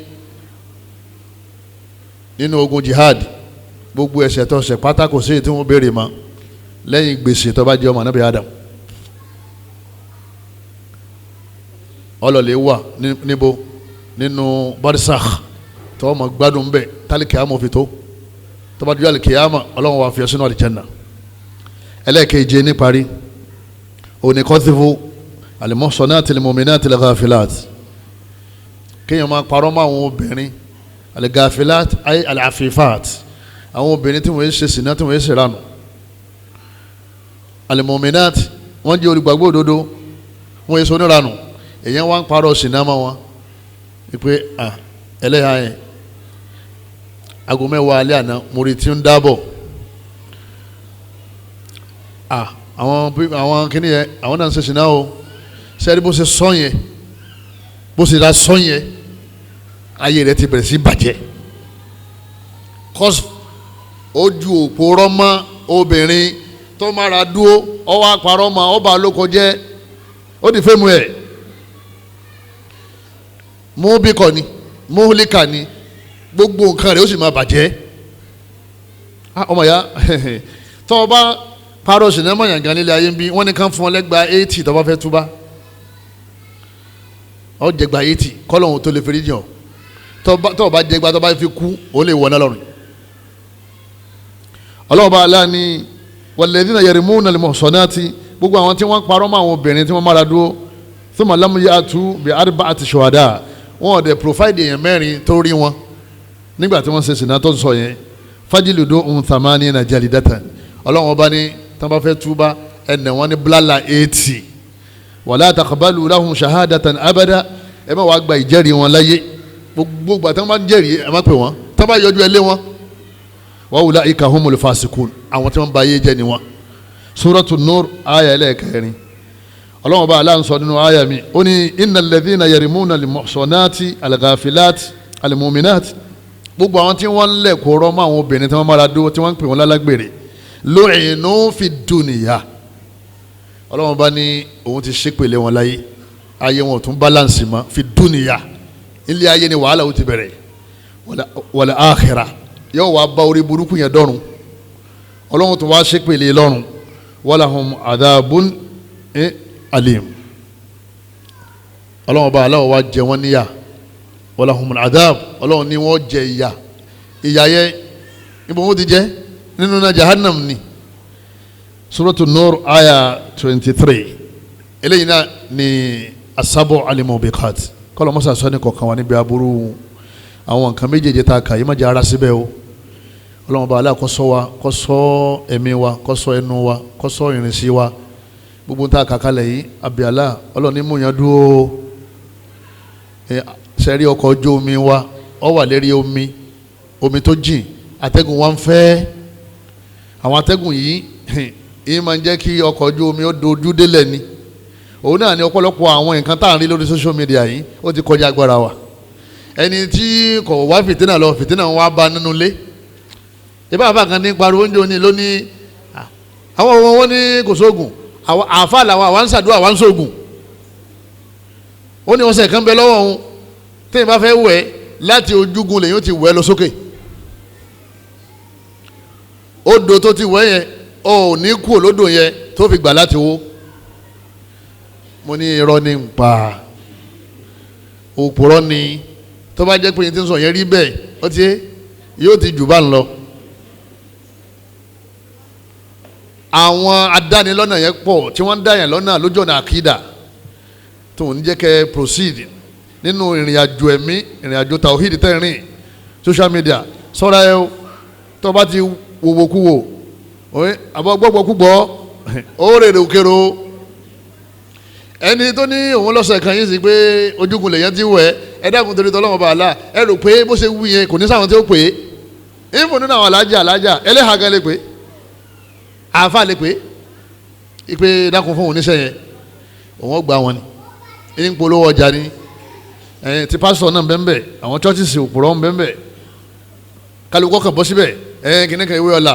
kíní kan tẹ́wọ́ ti ṣe kíní yìí bùkátà yóò bí ayé yẹn ọ̀dà ẹ dákun. ọ̀kan jò ní ó ní gbogbo ẹ̀yin tẹ́ ẹ bá ń wá owó tọ́nà dí fún tọ́nà ńlá fún ẹ máa share ẹ máa love ẹ máa like ẹ máa share ẹ máa like ó ní ẹ máa ní yá bá ń fàlájù yá bá ń fàlájù yá bá ń fàlájù mu ni yá bá ń fàlájù nínú súra wo lè yẹn wà ọlọ́mọdé àṣẹ àgbákò nínú àyà wo nìyẹn wà jẹ̀wọ̀ nínú àdìsí wo nìyẹn wà ẹ̀yìntà ní ń jẹ́ bá ń fàlájù àmọ̀túmọ̀ yá àbí ẹ̀yìntà ní ń jẹ́ bá ń fàlájù àwọn olórí burúkú yẹn ti pọ̀ lórí social media fóònù rẹ̀ yẹn àfikọ́ lọ́hún jẹ́ irinṣẹ́ tó fi wà lìjánà o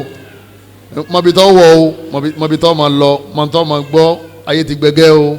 ọlọ́run níjà burú ṣe wá o ọlọ́mọṣàlá wa kọ́sọ́ wa subhanaka allahumma wa bihamdika ashhadu an la ilaha illa anta astaghfiruka wa atubu ilayk wasalaamu alaykum wa rahmatulahi wa barakatuh. ومن يعص الله ورسوله ويتعد حدوده يدخله نارا خالدا فيها وله عذاب مهين.